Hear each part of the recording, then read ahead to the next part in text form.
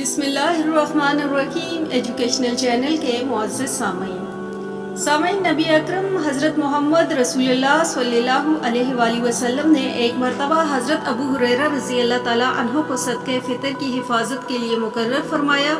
حضرت ابو ہریرہ رضی اللہ تعالیٰ عنہ ساری رات جاگ کر اس مال کی حفاظت کیا کرتے تھے۔ ایک رات جب آپ حفاظت پر مامور تھے تو آپ نے دیکھا کہ ایک چور آیا اور مال چرانے کی کوشش کر رہا ہے۔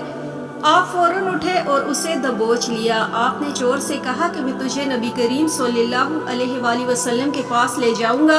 اس چور نے آپ کی منت سماجت شروع کر دی اور کہنے لگا کہ خدارا مجھے چھوڑ دیں، میں صاحب عیال ہوں اور محتاج ہوں، مجھ پر رحم کریں۔ حضرت ابو ہریرہ رضی اللہ تعالیٰ عنہ کو اس پر رحم آ گیا اور اسے چھوڑ دیا۔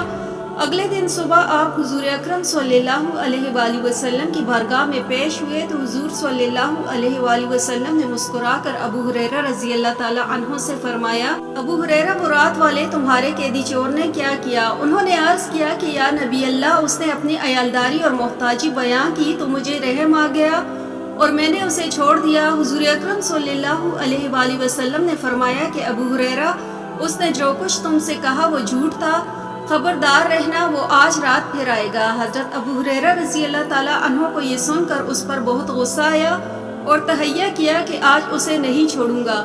چنانچہ دوسری رات آپ خاص طور پر جاگتے رہے اور اس کے آنے کا انتظار کرتے رہے۔ آج تو آپ کو پختہ یقین تھا کہ چور ضرور آئے گا، کیونکہ حضور اکرم صلی اللہ علیہ وآلہ وسلم نے آپ کو اس کی آمد سے پہلے ہی خبردار کیا ہوا تھا۔ چنانچہ جیسے ہی رات گہری ہوئی تو چور دوبارہ آ گیا اور سامان چوری کرنے کی کوشش کرنے لگا۔ حضرت ابو ہریرہ رضی اللہ تعالیٰ عنہ نے جیسے ہی اسے دیکھا تو اسے گردن سے دبوچ لیا اور پھر منت سماجت کرنے لگا اور اپنی عیالداری اور محتاجی کا واسطہ دینے لگا۔ حضرت ابو ہریرہ رضی اللہ تعالیٰ عنہ کو دوسری مرتبہ پھر اس کی فریاد و فغاں پر رحم آ گیا اور اسے چھوڑ دیا۔ دوسرے دن صبح جب حضرت ابو ہریرہ رضی اللہ تعالیٰ عنہ حضور اکرم صلی اللہ علیہ وآلہ وسلم کی بارگاہ میں حاضر ہوئے تو حضور اکرم صلی اللہ علیہ وآلہ وسلم نے فرمایا، اے ابو ہریرہ، رات والے قیدی یعنی چور نے کیا کیا؟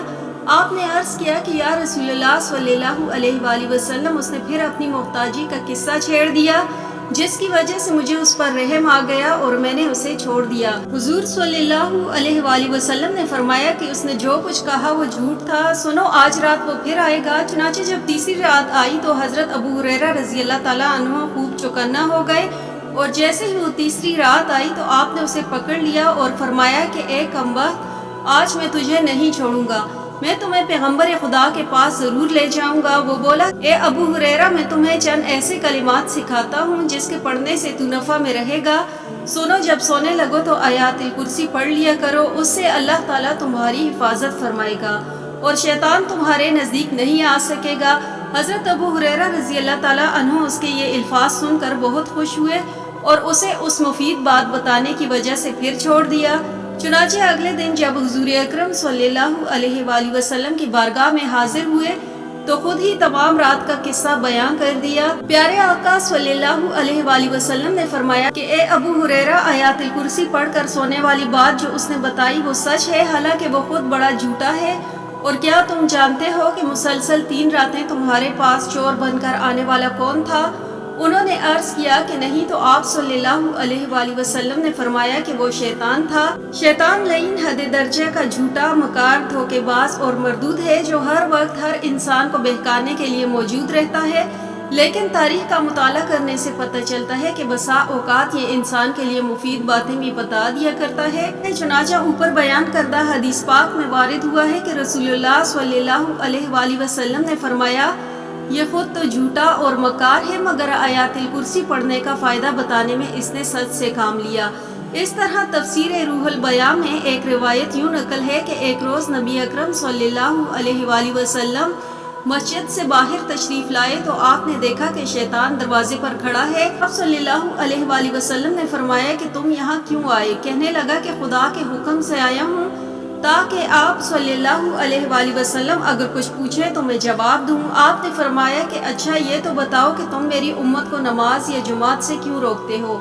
کہنے لگا کہ یا محمد صلی اللہ علیہ وآلہ وسلم، جب آپ کی امت نماز پڑھنے کے لیے نکلتی ہے تو مجھے سخت بخار ہو جاتا ہے اور جب تک وہ نماز سے فارغ نہیں ہو جاتی میں بخار میں مبتلا رہتا ہوں۔ پھر آپ صلی اللہ علیہ وآلہ وسلم نے پوچھا کہ تم میری امت کو قرآن پڑھنے سے کیوں روکتے ہو؟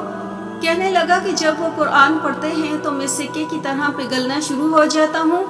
پھر دریافت فرمایا کہ تم میری امت کو جہاد سے کیوں روکتے ہو؟ کہنے لگا کہ جب آپ صلی اللہ علیہ وآلہ وسلم کے غلام جہاد کے لیے نکلتے ہیں تو میرے قدموں میں بیڑیاں ڈال دی جاتی ہیں اور جب تک وہ واپس نہیں آتے میں اسیر رہتا ہوں۔ پھر رسول اللہ صلی اللہ علیہ وآلہ وسلم نے فرمایا کہ اچھا بتاؤ تم میری امت کو صدقہ و خیرات کرنے سے کیوں روکتے ہو؟ شیطان نے جواب دیا کہ یا محمد صلی اللہ علیہ وآلہ وسلم، آپ کے غلام جب صدقہ خیرات کا ارادہ کرتے ہیں تو میرے سر پر آرا رکھ دیا جاتا ہے جو مجھے یوں کاٹ کر رکھ دیتا ہے جیسے لکڑی کو کاٹا جاتا ہے۔ یعنی شیطان کے لیے نیک کام بڑے ہی تکلیف دہ ہوتے ہیں اور یہ ملعون نیک کام نہ خود کرتا ہے اور نہ ہی یہ چاہتا ہے کہ کوئی انسان ان نیک راستے پر چلے۔